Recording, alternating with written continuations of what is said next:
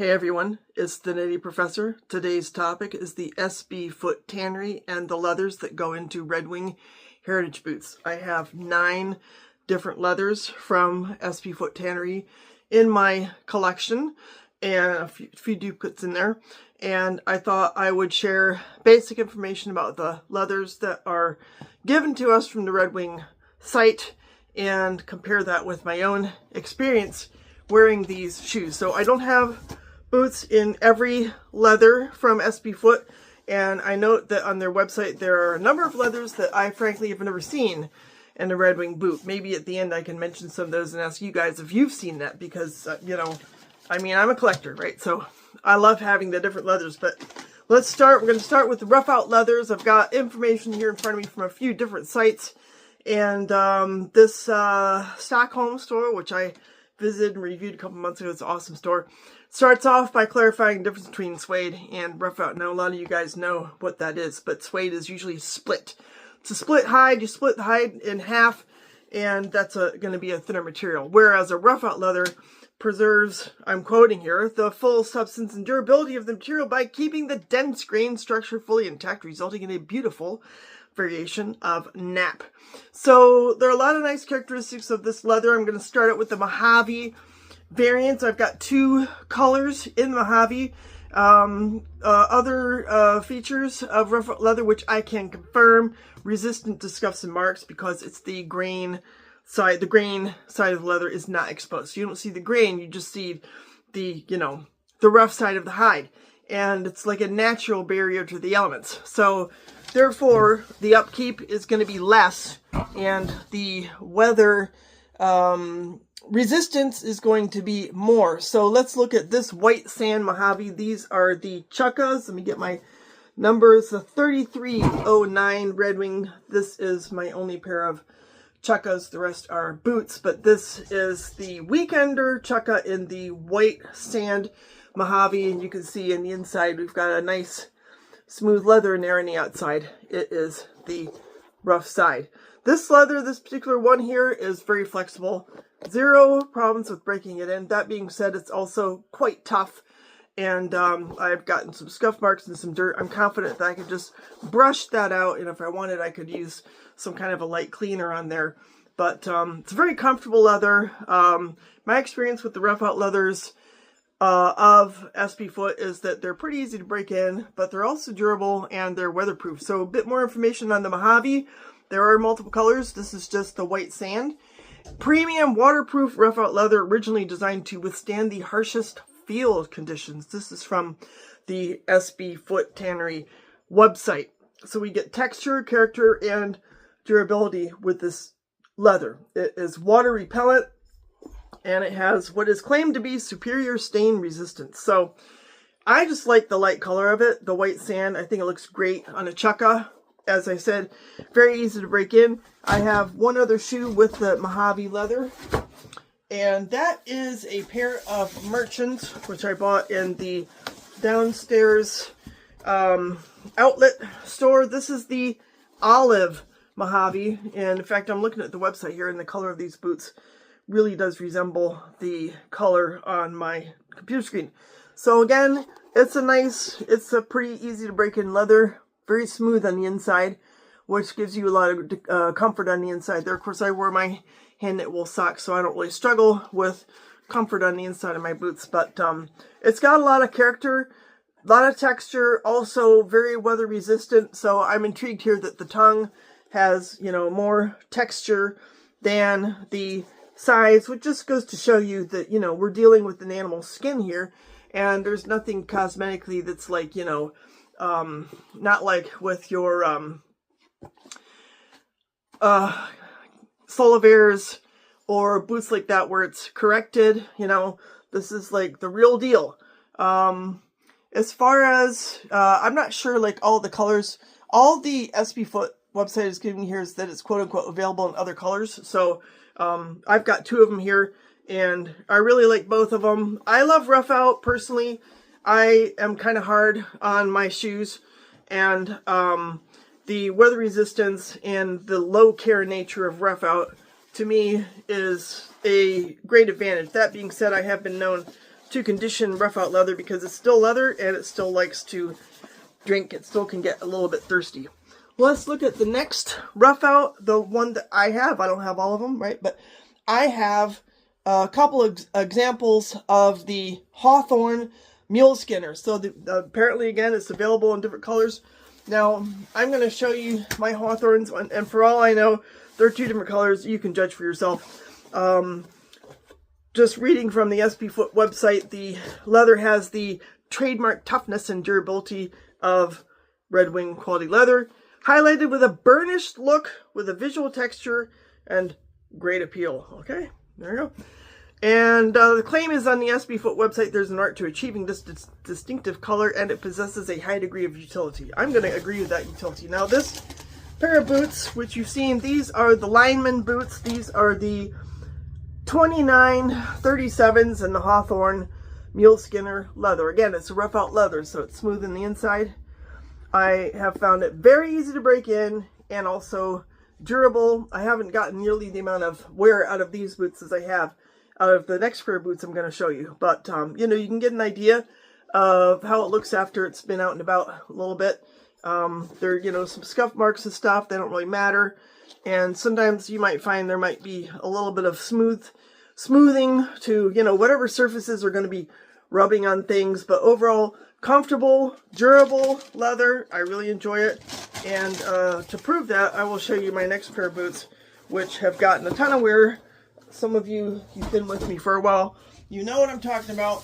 It's my Iron Rangers, and this is what that leather looks like after it's been not only broken in, but subjected to severe amounts of the elements, lawn mowing, rain, snow, and conditioning. So this has just a delightful patina in my view. You can tell where the grass stains are and how this roughness has smoothed out here in the front of the toe because of all the wear on that part. And you can see, like, it's a little bit smoother in those creases than it is on the outside where you get more chafing on whatever it is that, you know, you might be rubbing up against. Again, we've got some smoothing on the back there because of friction with, it's just got a ton of character. But these, I'm going to argue that these are my most comfortable pairs of boots, and part of it is the leather. I find this Hawthorne mule skinner leather to be very flexible, but very durable. It's like a perfect combination to my mind. If you want that combination of comfort and durability, I just feel like this mule skinner leather delivers.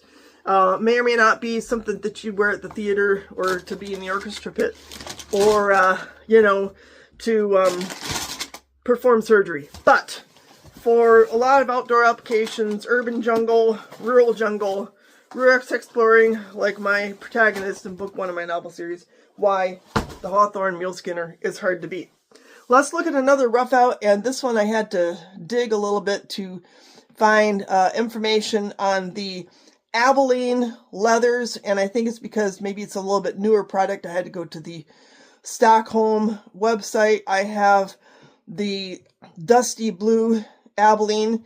Not finding a lot of information on here. It says, I'll just read what it says on this Stockholm website. While other tanneries employ a process of splitting and thinning hides to create the rough surface, Abilene uses unsplit heavyweight leather with proprietary tanning processes to give it a unique rough texture. In contrast, the soft, supple interior creates a natural, breathable lining for the foot. Now, if you ask me, you could say that about any of these rough out leathers. I don't know, maybe I'm wrong. But when I was talking to the store manager in Stockholm about this dusty blue Abilene leather, one of the characteristics he said is that it's low maintenance from the standpoint that it needs less oil than the other roughouts. It's like one of the leathers that is the lowest demanding in terms of hydration. It's pretty dry, and to be honest, this leather is stiffer for me than the Hawthorne. It's stiffer than the Mojave. If I was going to rank these 3 leathers in terms of like comfort, I would put Hawthorne top, most comfortable, Mojave next, and then this Abilene third. It's a little stiff. I'm kind of struggling just a little bit to break these boots in. I think it's going to be fine. You can see the inside, how smooth it is in there. Love the color. I do love the fact that these are available in different colors. Really makes it a lot of fun if you are a collector, because then, you know, you can have that kind of variety in your wardrobe and just enjoy a slightly different look with comparable boots that are all equally pleasurable to wear. So that is the Abilene roughout leather. Again, it's a full grain leather, and it is weather resistant. I've worn these in some wet weather, had zero problem, and I'm confident that I will be able to break it in successfully, but I'm finding it just a bit trickier than the muleskin leather. These boxes too, I would love to see Red Wing put a little more effort into their boxes. They don't hold up the best. To give you an idea, so I've had these IRs for a good while.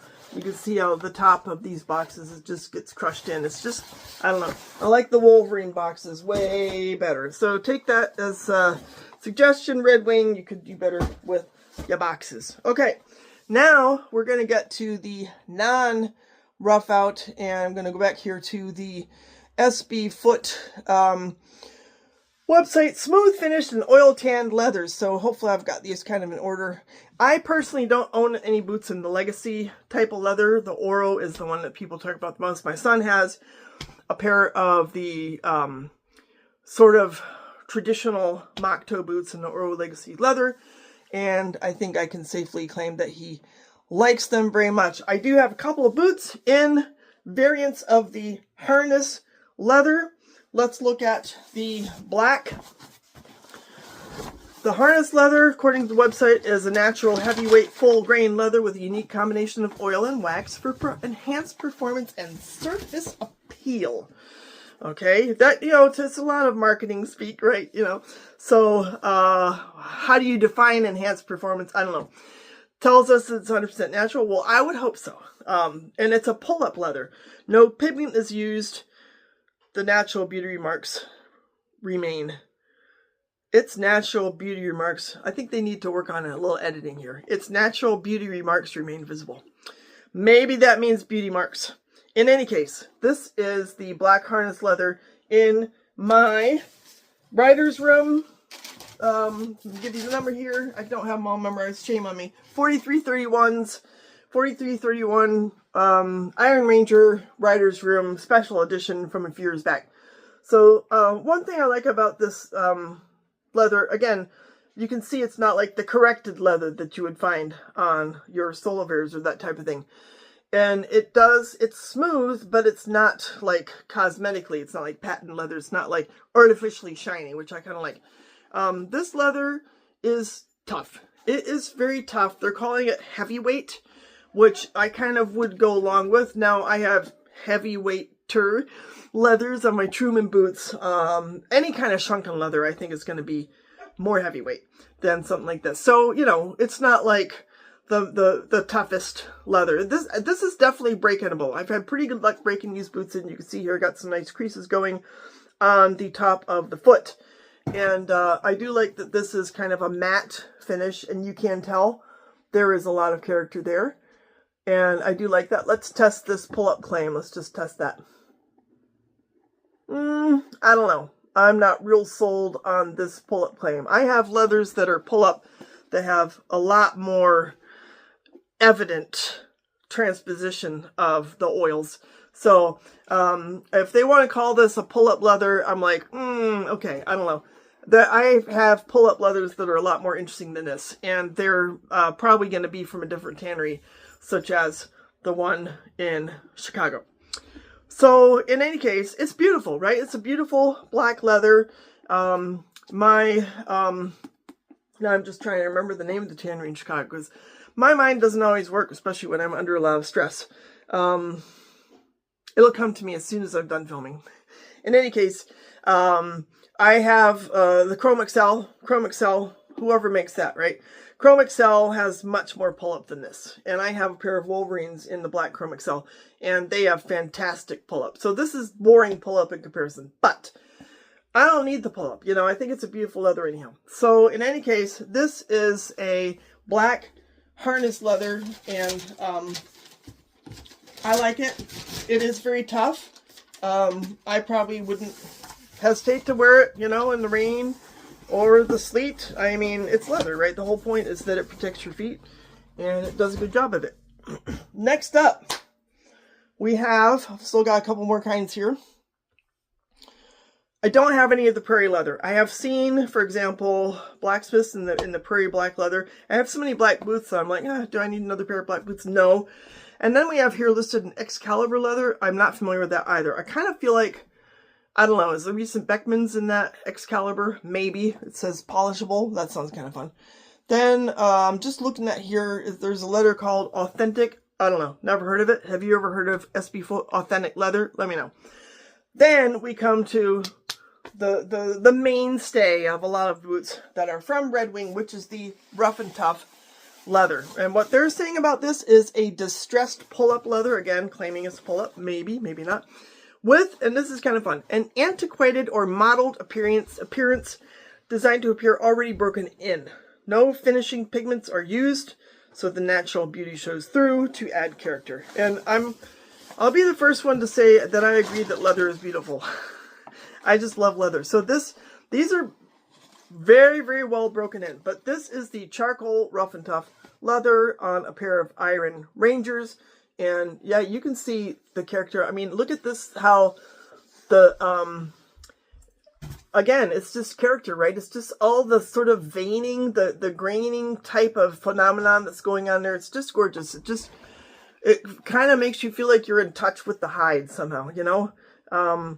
Again, these boots are severely broken in. They're one of my go-to pairs of boots. If it's like, I just need a comfortable pair of boots, the color doesn't matter. You can see how I've subjected these to a lot of wear. I just need to throw in something that's going to look good and feel good. I'm going to go to these boots. I have had zero problems breaking this in. This leather is tough, but also kind of like that Hawthorne mule skinner, just pretty supple, easy to break in. It's just, it's tough and elastic. I mean, it's just a fantastic combination. Obviously, I'm not wearing this on the factory floor or something like that. You know, I don't need it to hold up under like a moonwalk or something like that, right? So, but it's still very tough. And I wear these in all kinds of weather. I don't care. I kind of throw them around. They've had a lot of dog poop on them. They've been on all kinds of trails, urban, jungle, concrete, whatever. They just work great, and I think they look great. And I just love the character that they are getting from the patina and all the wear and tear. Very pleased with this charcoal Rough and Tough leather. I almost wouldn't mind having another pair of boots with this leather, but to be honest, it's not that easy to find. I kind of felt like I lucked into these boots. They were an Amazon find, and you never know on Amazon if the guys that sell that stuff are trustworthy. This one was lucked out. I have, in the copper Rough and Tough, 3 pairs of boots. So you can see 3 variants of the copper Rough and Tough with these. Let's have a look. This is my Iron Rangers, the 8085 in the copper Rough and Tough. I have not broken these in nearly to the extent that I have the gray ones, but they're coming along. But I will say that this Rough and Tough leather is the toughest Rough and Tough leather that I have. I've been challenged to get these to break in really comfortably. I am making progress. You can see I've put some effort into it. I mean, you know, that crease in the area of the toe box there, that didn't come without a certain amount of effort. So let's check this pull-up claim. Now that's what I call pull-up. That's what I call pull-up. I don't have this in the gray, but here we've got a nice pull-up. And I just think that's a fun feature. Is it necessary? You know, is it important?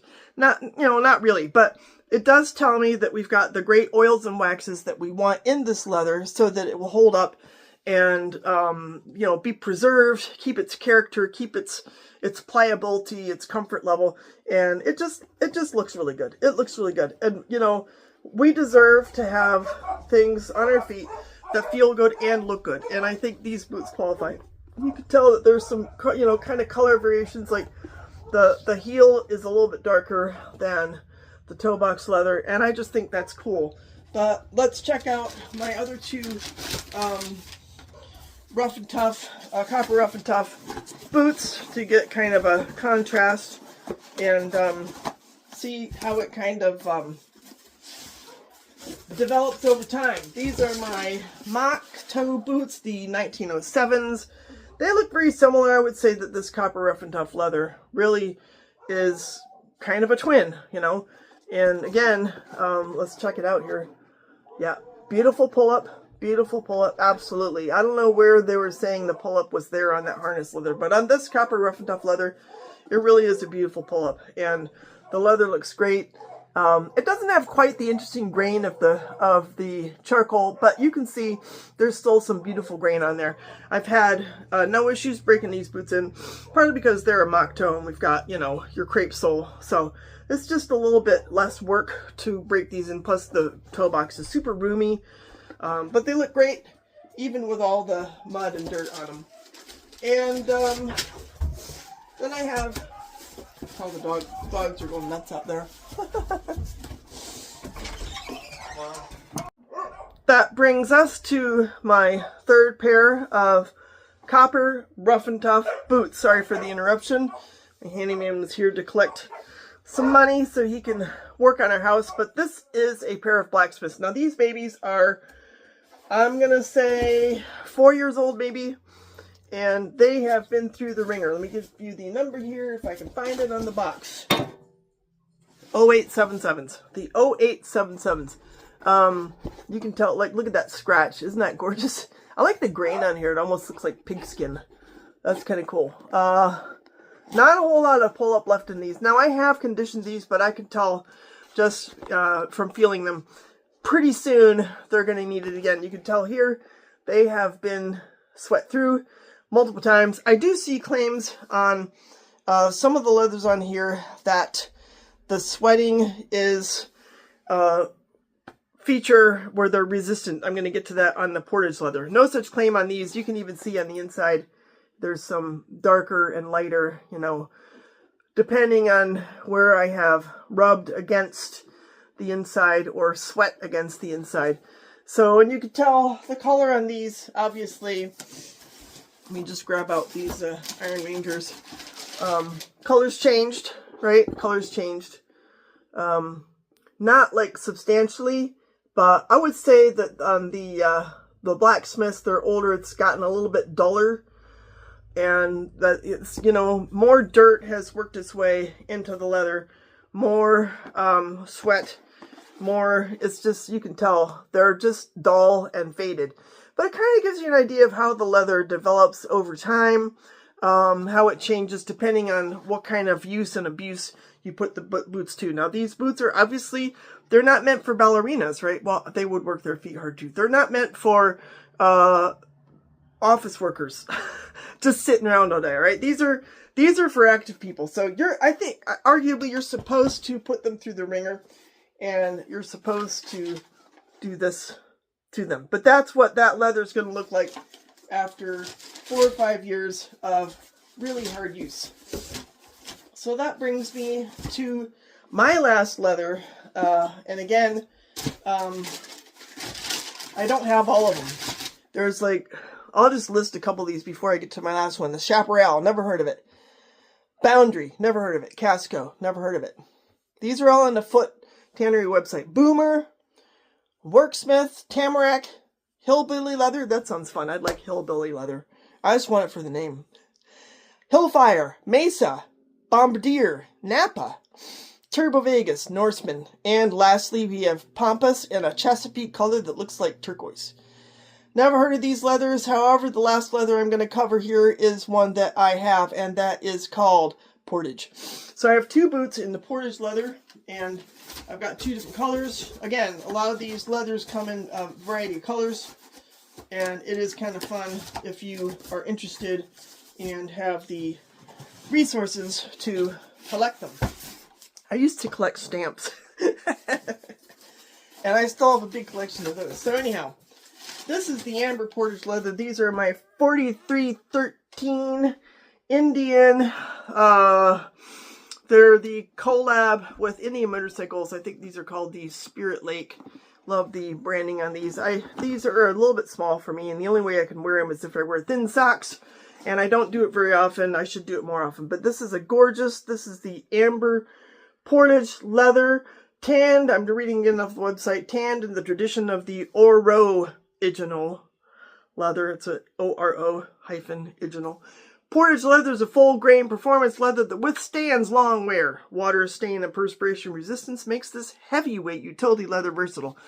And being heavyweight is also, it explains why I'm, kind of struggling to break these babies in. They are a bit small, and they've got this really huge tongue in here, which is supposed to provide ankle protection for a motorcycle rider, and I have to fold it over, and it's just one more layer to break in. So, I've worn these, and you can tell, and they're gorgeous. I like to wear them when I kind of want to look spiffy. They got the nice branding on there with the Indian motorcycle and all that stuff. They're kind of based on the Iron Ranger principle. Beautiful leather. Let's test this for pull-up. Not really so much pull-up like with the Rough and Tough, the copper Rough and Tough. So, in a way that's kind of not necessarily its claim to fame. Got two tones on this, which is kind of fun. I sort of like that. I'm sure that, every hide is tanned in a way that makes it unique and individual. So this is one of the Portage leather boots that I have, and the other Portage leather that I have is the Alpine. Again, I'm not thrilled with Red Wings boxes. Especially for us collectors. We deserve something more substantial. But here is the Alpine Portage. And I will say, I have made use of the perspiration resistance on these babies. I have, because they're green, it was like, oh, perfect for lawn mowing. Look at all that grass staining on there. Now I can wash that off, and I probably will at some point when I condition them. But this is the Alpine. It's called Alpine. That's the color. And, when I was researching for this video, I had to look a lot of stuff up because it doesn't say Portage anywhere on there. But figured out, yep, it's a Portage leather. And the color, it's, I'm seeing here, Kanga Tan on the website, and it looks just like this. So I don't know if they renamed it or what. But you can see that it's pretty tough. But, again, really not that hard to break in. I've got some good wrinkles in here. These are the mock toes, obviously. And I think the leather is great. It's very weather resistant. As I said, I've done a lot of yard work in these, so they've been exposed to wet, mud, poop, grass, sweat. And they've held up really well. And that's what they look like on the inside. Nothing terribly special, but you can tell on the tongue, interestingly, not on the rest of the boot, but the tongue has a color variation. Not sure how to explain that. I don't know if the tongue is dyed differently or whatever. But there you have it, folks. I thought I would just share with you the various leathers that I have on all my Red Wing boots that are all tanned at the SB Foot Tannery, and my experience with them. On the whole, they're a lot of fun. There is a lot of variety. They're durable. They're comfortable. I think one of the reasons why I own as many pairs of Red Wing boots as I do is because generally they're comfortable. They're not hard to break in, but they still hold up great. I've had a few boots with CF Stead leathers, like the shrunken leathers, that are a beast to break in. You can do it. But, my feet aren't getting any younger. So I appreciate the accessibility of Red Wing leathers and boots in terms of the break-in process. It just makes it more enjoyable experience to, right off the bat, start wearing them, enjoying the durable qualities, the beauty of a lot of these leathers, as well as the fact that they can withstand a lot in the way of different weather, different conditions, different work, different activities. So if you have anything to chime in on, like you've experienced with some of these leathers, or maybe you have boots and like chaparral and some of these other leathers that I'm seeing here, but I've never seen, I'd be really interested to know about your experience. And if you have any questions, let me know. Appreciate your tuning in. Y'all take care. Have a great rest of your weekend. Bye.